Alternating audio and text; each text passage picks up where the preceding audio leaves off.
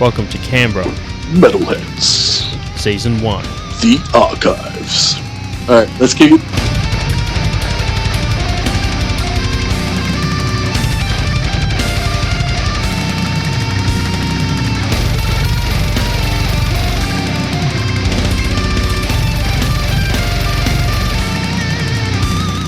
Okay, so you're in the studio today with Marky, Malphas, Benphegor. and we got the boys from Wretch. So starting from left to right, we've got Bob and Benji. And Benji. So we're talking earlier about, you know, off mic, some of the samples and things you guys use for that for songs.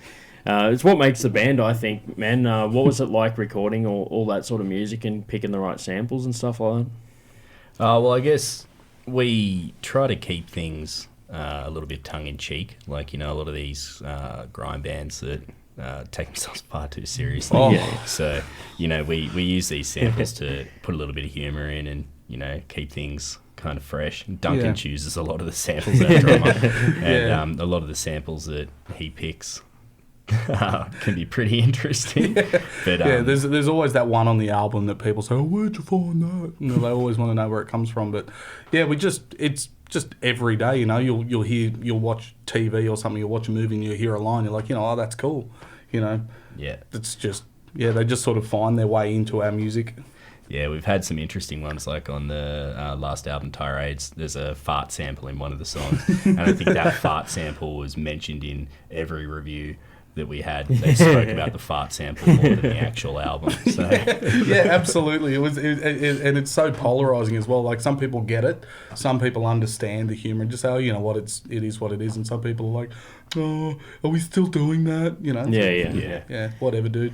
Well, the thing is too, like, it also adds a layer of personality, because I know, like, you guys are outside of the music as well, so it's kind of like you get it because I know you guys as well. So it just sort of it helps. It makes it easier to digest because I know you do, to just like doing your thing.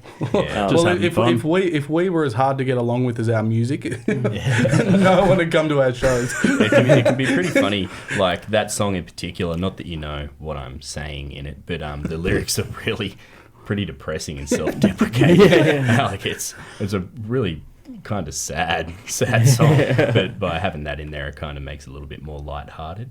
It also gives us a break when we play live too. So, you know, we'll get to these really long samples. Like there's one at the start of PRBD, and we always look forward to it because it's about 30 seconds of have a drink, tune up, make sure everything's good. Okay, we're good to go. Yep. Okay, cool. And then, you know, you've got this little window to get yourself ready, so it's kind of cool because it's very taxing. Yeah. So it's like you did the samples for us, but you really did them for yourselves. That's right.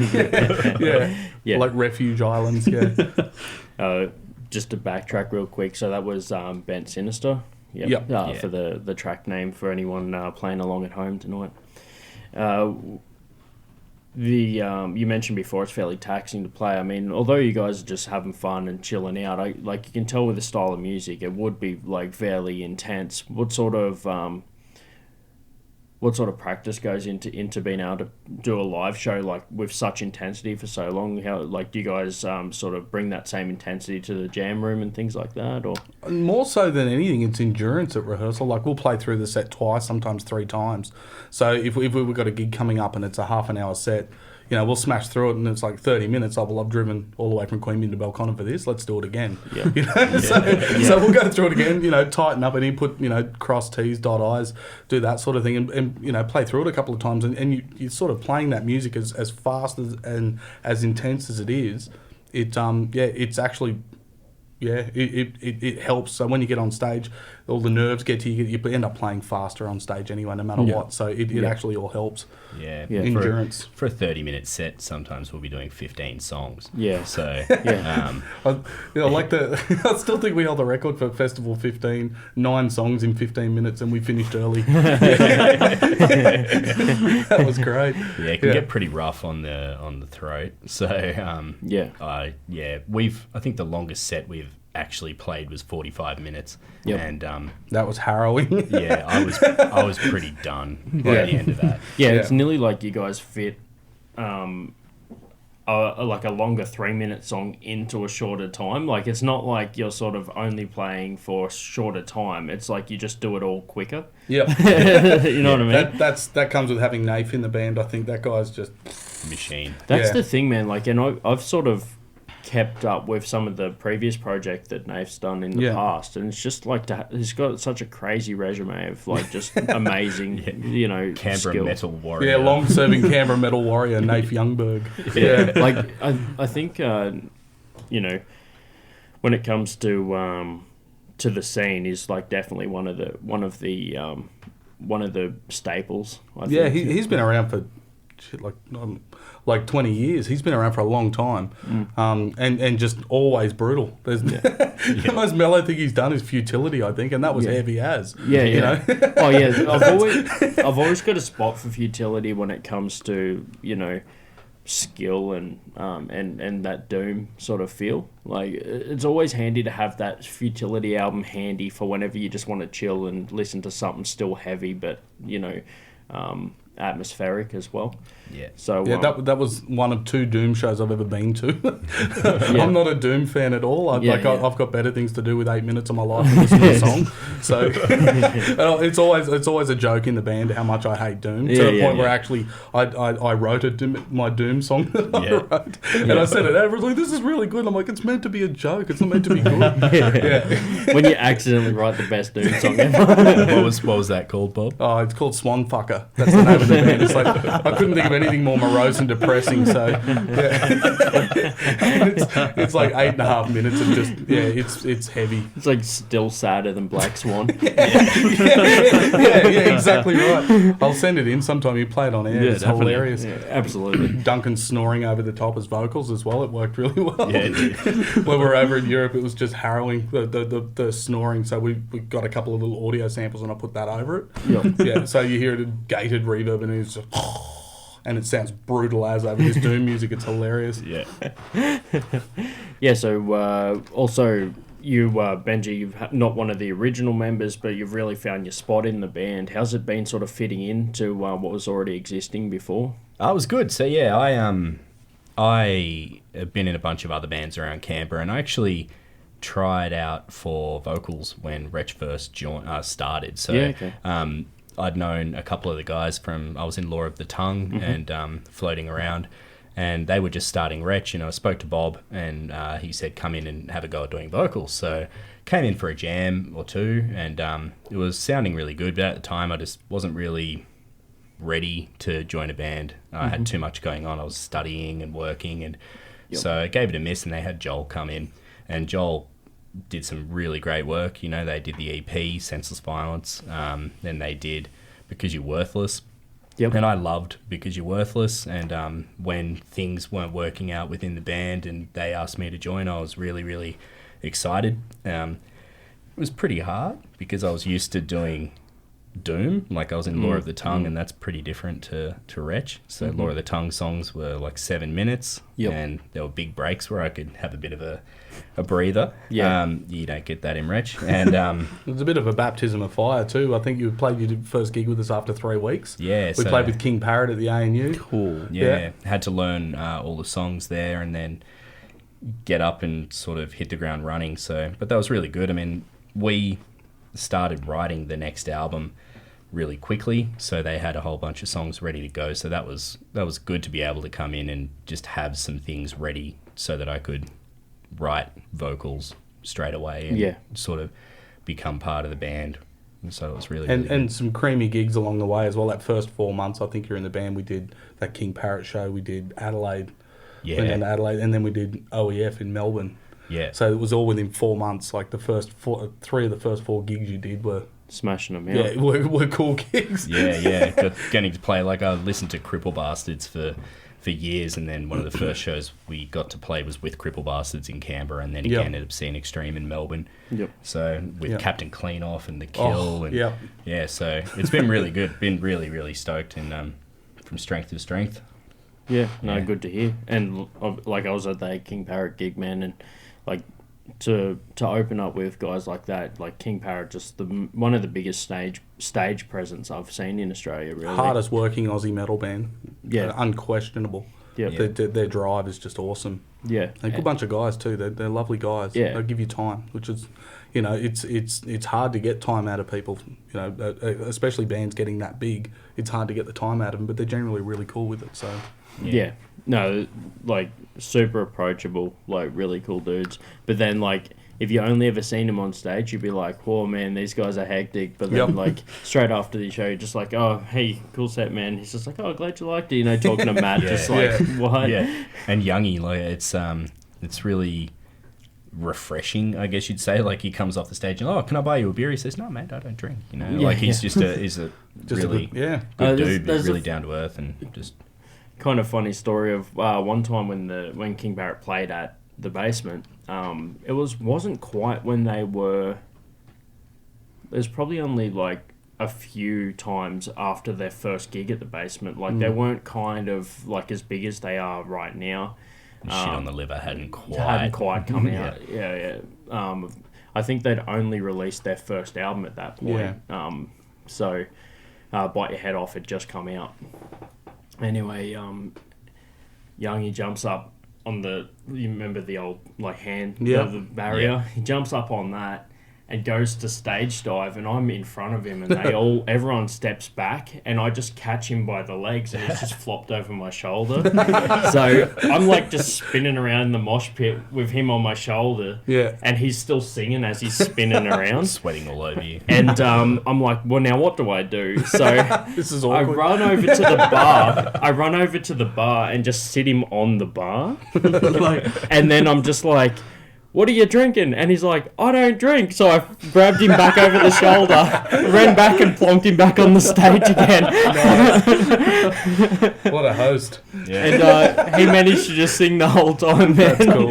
Yeah, so, it's cool that they do get so much energy on the... I've seen him play the last show in Canberra so far at Transit Bar. Yeah. And, like... That little bar just gets torn up when you get bands like we that saw him come at the through. Potbelly. Man, it was like just as the Shit on the Liver film clip had broken. Yeah. And we got the support, and we played, and there was like 40 people at the Potbelly, and you would have sworn there was 400 in there. Like, the pot was so tight.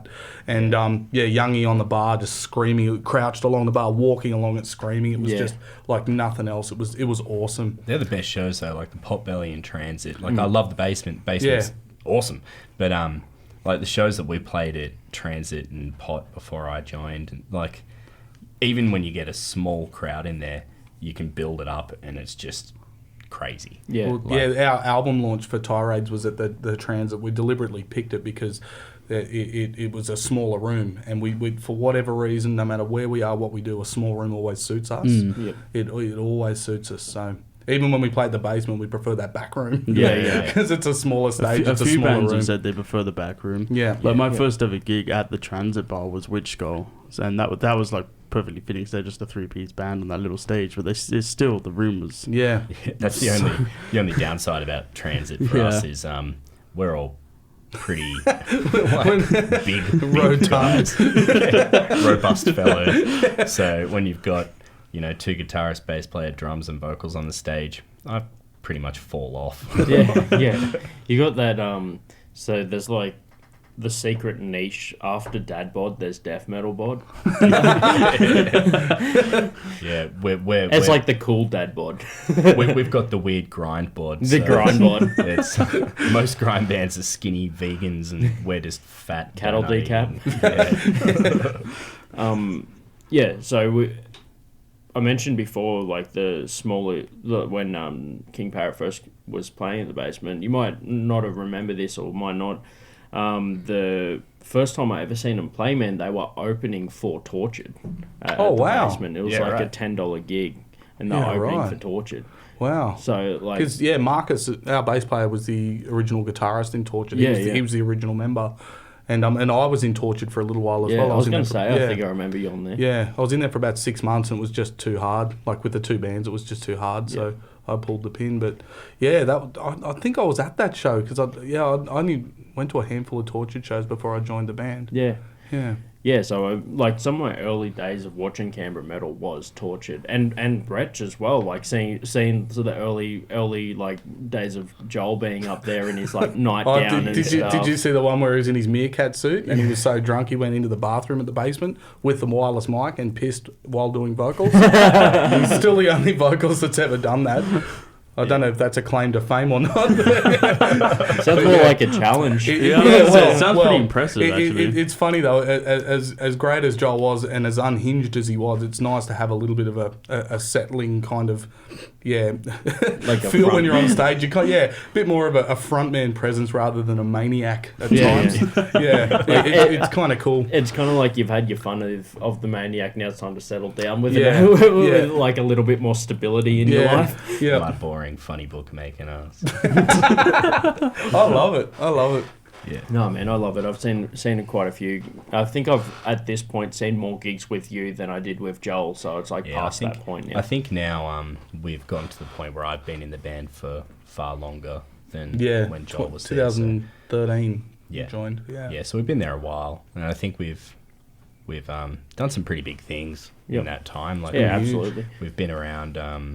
We did a little tour of Europe and played Obscene Extreme. Yeah, that's right. In Czech Republic, in Flammen Festival in Germany, and played some shows in Sweden and Austria. Austria sucked. Even the schnitzels weren't cool. Like, you think you're going to get a good Vienna schnitzel? No, we didn't. But we've done some fantastic. Played with so many people too. Like we've played with that. Like at OEF, I cannot stress this enough. For anyone that appreciates a blast beat, you need to go to Obscene Extreme Fest in the Czech Republic at least once in your life. Yeah. It is the greatest festival you will ever go to, the most relaxed, the most chilled out. You can stage dive, you can eat till you bust. There's amazing grog. The merch, man, there's this whole like set forest of merch, and it's just insane, and everyone's cool, everyone's accessible. We got to meet everyone we wanted to meet. Like I was like a little schoolgirl when I met Shane Embry. I was like, it was like it with Travis. Everyone had their fanboy moment over there. It was incredible and cheap, and it was just everyone's got to get over there at least once. And I don't think I've ever seen Nafe as excited. Like Nafe doesn't smile, right? He's like allergic to happiness. Perfect for futility. But it rubbed off. That was his influence on the futility, really. But fanboyed when he met Carl Willits from Bolt Thrower, because Memoriam played their first gig ever at OEF. And Nate met Carl Willits, and we even got a photo of his smile. Yeah, he's actually smiling. Whoa. Yeah, I know, right? Man, should be. We'll use that as our podcast cover. Next album cover. Nate's smile. Yeah. No, we'll take a break now. Listen to another one of your songs for the show. So this is A Fuck Ton of Hate, and we'll be back after this track. Exactly 3 fucking seconds to wipe that stupid-looking grin off your face, or I will gouge out your eyeballs and skull fuck you.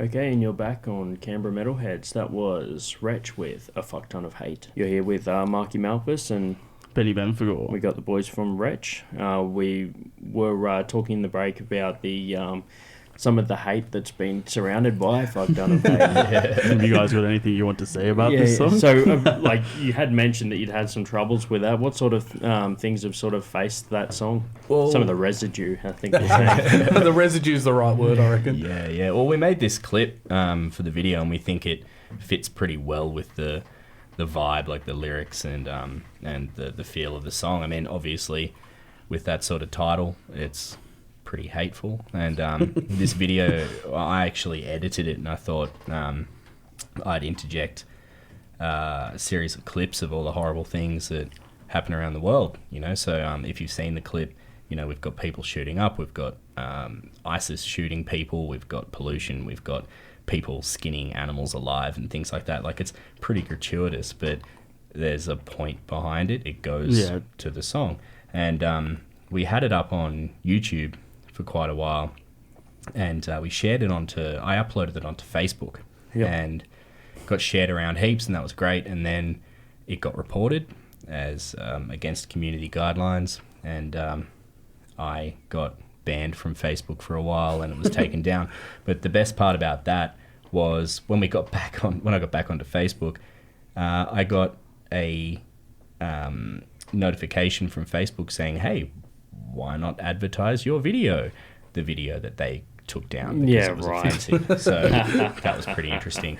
They're like, why don't you give us money so we can ban you again? Yeah, that's right. And then fast forward a few months, shared the YouTube clip onto Facebook, and someone reported that to YouTube, and it got taken down because, again, it violated community standards. And I tried to go back to them with the reasoning behind the footage, and that was unsuccessful, and it's banned. So now we're trying to think of where we can upload it. That's not Pornhub or something. There's got to be somewhere, but you can go onto YouTube and type in people being hit by a car, and you can watch people dying. But that's not reported. But we make a film clip, and we hold a mirror up basically to society and what we don't like about it. You're showing them the truth, and they just don't want to see it. No one wants to see it. Yeah, not even 2 Girls, 1 Cup, which was in there as well. Had a little snippet. There's some pretty questionable. It was the stuff Tony Abbott thing in there. I think that's what it was. Yeah. The Tony Abbott wink in the clip. I think that's what upset everyone. Yeah, but so now we've got we're trying to come up with ideas for the next clip. So when we've got our next album ready, we're going to have to do something that is equal to or worse than that. Yeah, so, it'll top it for sure. It'll top it. Yeah, I love how you're not taking that as a toned down, but instead the opposite. Like, this is my point of this thing, right? So basically, you said you're holding a mirror to society, and they don't like it. So they're basically describing the fact that they don't like what they've become.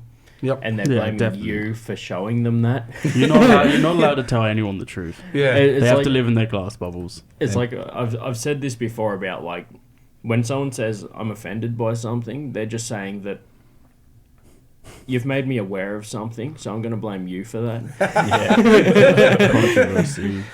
There is some truly reprehensible stuff. People are allowed to be offended. I get it. But that film clip, as confronting as it is, it's all happened. We didn't make any of it up. And we're not forcing anybody to watch it that's either. the other thing, We're posting it on our page. Yep. We're expecting that people who like our page are going to look at that video. And to be honest, if anybody gets offended by looking at that video and they listen to our music, there's something wrong with it. Our music is just as bad as that video. Yeah, unless they have multiple personalities and one of them loves you, the other one doesn't. I suppose most people can't understand what I'm saying anyway. They do. Yeah, on that as well, what to coincide with the video clip, what sort of lyrics have you got to go with that? Is it sort of similar themes?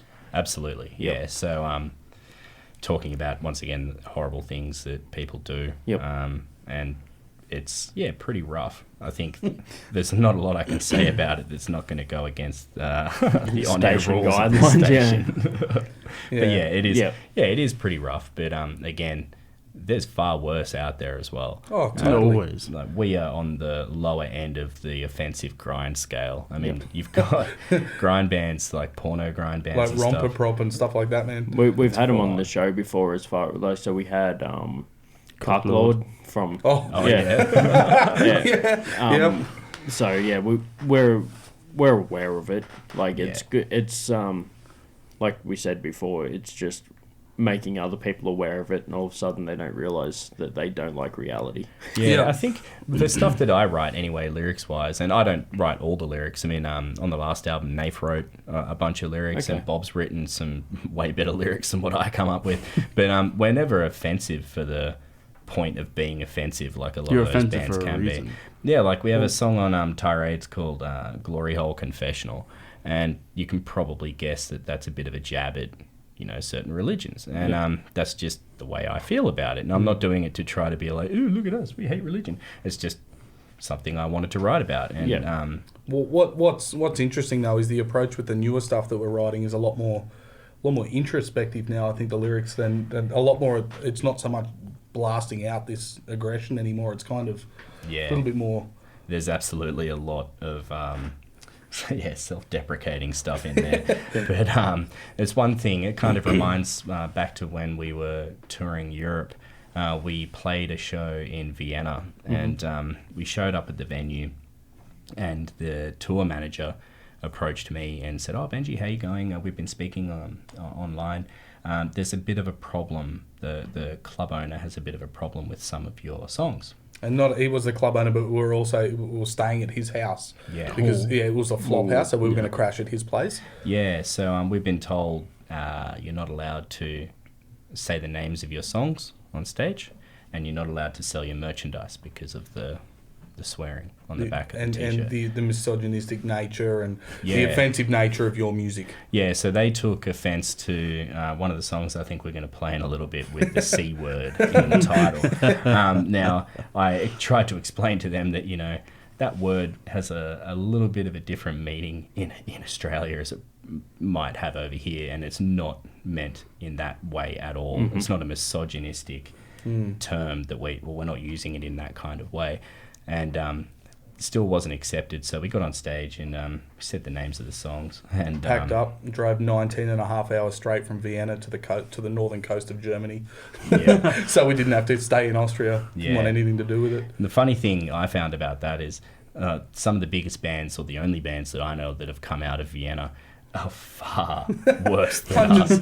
Punch and Stench. We were talking about them before. Yeah. Like they were back in the early 90s. Like you guys are, like you're old enough to remember, but back in the early 90s, there was this time where this music was so new and so fresh that they'd never heard content like this before. Yeah. So Punch and Stench had an album called Bean Court Buttering, and the film clip, the album cover was a severed head cut in half and made to look like it was making out with itself.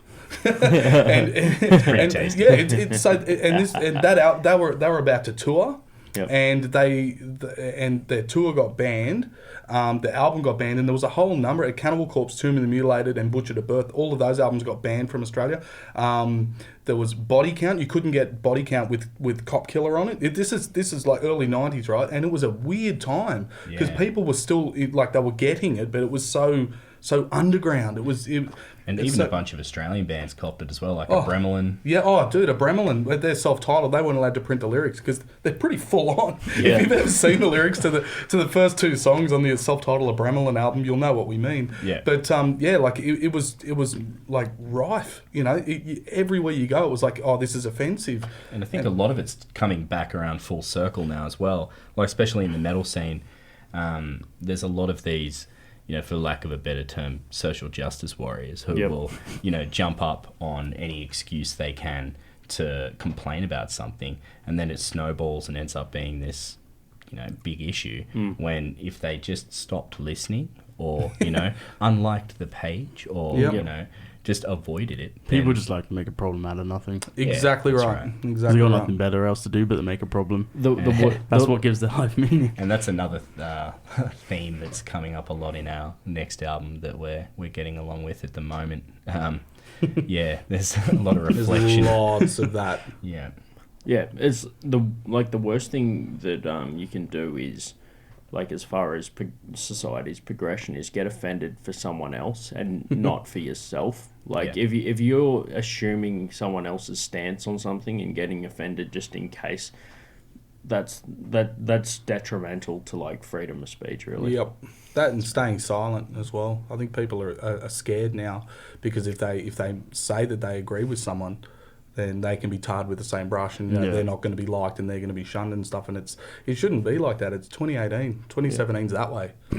No, my whole motto this year has been no cowards, right? No cowards. Say what you want, but don't be a dick. Yeah, you know, pretty much. Just be cool. Yeah. It's not hard. just no cowards. You know? We don't often shy away from stuff like that. We played a show at the Basement earlier this year, I think it was, and it was in support for MS. Yep. Now, Duncan, drummer of Wretch, thought it would be hilarious to change up the samples for that show. And he put a lot of samples in from South Park, like, Jimmy. Yeah. Stuff like that. And the funny thing was, it was a fundraiser for MS, and Joel, our previous singer, he was there and he thought it was fantastic. He got it. He got the joke, right? He got it. And it was done in jest and it was done in good humour, but some people just don't get that joke. Yeah. And look, it shows though, like Joel can see this funny side, and with him suffering from it, he sees the funny side in it, but the other people who don't find offence to it. And then that goes back to what Marky was saying about people getting upset for something that other people. Well, that's right. Like I do comedy, right? I do stand-up comedy, and on Thursday night I had to go up after Joel because he does it too. And Joel's just to see that dude work a room is just amazing. Like, it starts off with, like, some self-deprecation stuff, whether or not he's suffering from MS. Like, he would do that material. Oh, yeah. And it's just crazy to see a room of people being invited to laugh at something and their response to that. Yeah. Like, it's always such a... just such a crazy experience just to see that. He's a hard act to follow, man. Man. Try writing lyrics after he's written an album worth of lyrics. Good thing that's sort of why they plan to put me up after, because sometimes it'll bring a little bit of fire up on the stage. And it's usually good for him to go up before me and then get everyone used to laughing at some slightly more. Nice. He always leaves big shoes to fill. That's right. Yeah. So no, it's good to tie it back to what we were talking about before, with Joel, sense of humor, and also what he brought to the band. So we'll move on now into some into upcoming gigs. We know one for sure that's been marked in the calendar. We've shouted out on the show a few times. We've seen that you had the support for Black Dahlia Murder at the Basement. Yeah. Black Dahlia Murder, Aborted, and Zeolite. It's going to be awesome. What a show, though, guys! Like, you must feel pretty proud to be on that one. Yeah, absolutely. I mean, it's really great to. We've got a pretty good relationship with Direct Touring. So they've helped us out with a number of really good supporting slots over the last few years, like Destroyer 666. We did. Well, it's 2 years ago today that we supported Cryptopsy in Sydney, and that was like dream come true for Nath. Again, smiled. He smiled. You guys can't stress enough about Nathan smiling. It doesn't happen all that often. So but we've got this great relationship with Direct Touring, and to be asked to be the support for it was awesome, because we've been. I know I've been listening to Aborted and Black Dahlia Murder for a long, long time, as of you and as of most of the guys in the band. Yeah, Necrotic Manifesto by Aborted. It's one of the albums that I'll just always put on, which is great. And Retrogore as well, their last one. And Slaughter and the Apparatus for me, the one that Dave played on, Dave Haley from Psychroptic, the one he played on. Man, wow, what an album. They rounded out doing a Faith No More cover. It's like, my God, can it get any better? Honestly, does it get any better? Yeah. It's really great that they're bringing these bands through Canberra as well. Totally. And So the good. Basement just keeps getting bigger and getting better. And so This year's been pretty good for bands, the Basement, I reckon. They've had some pretty big ones, like Cradle of Filth. I know it's not everyone's cup of tea, but that's still a pretty big it's a band. Good get. It's a really good get for Canberra. And, earlier this year, we've only done, this will be the second show we'll have done this year, because we're so immersed in the writing process. The only other show we'll have done this year is Cattle Decapitation earlier in February. That's great for us, because the gigs that we get to play are a little bit bigger, a little bit creamier.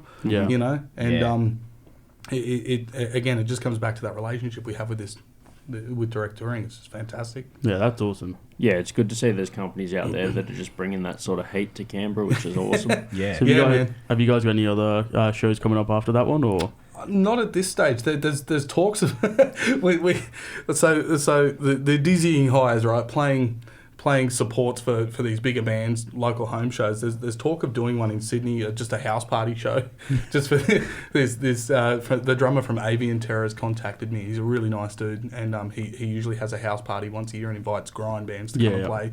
Puts on beer and puts on curry. So like, that sounds fantastic. So we only do 3 gigs this year. It's like, the Cattle Decap, the Black Dahlia and Aborted, and this house. Where you get paid in beer and curry. Yeah, and we've had to say no to a fair few shows. Like we get asked quite often to play, and we sort of set ourselves a rule at the beginning of the year that we weren't going to play a lot of shows because it just sets back the writing so far. And it's sort of when we're coming up to a show, we'll spend the entire one night per week that we rehearsing for the next show rather than actually working on new stuff. And we've got pretty much all the stuff's written for the new album. We've got everything there. We've pretty much written about 7 complete songs ready to go.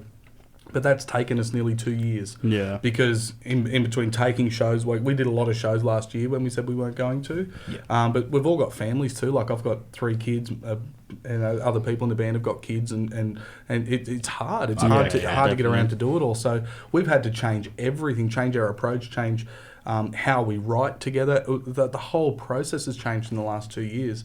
But we're getting there. We're getting there, and we're still able to play live. We're still able to get out there and. Actually, the next show, the Black Dahlia Aborted, will be playing about 4 or 5 new songs. Oh, wicked. So definitely for that. Yeah, bringing some material, like new material out. So you can definitely feel the difference as well. And that's one thing I really like about the band. Like the songs around Because You're Worthless and Tirades, they're kind of polarizing. They're very different sound, very different feel. And the new stuff that we've done here is... It's different again. It's angrier, which is interesting if you listen to Tirades. This stuff is angrier, and I think people are either going to love it or hate it. Yeah. So it'll be interesting to see how people take it live. There's still the hallmarks of Wretch in there. There's still the brutality that people would expect.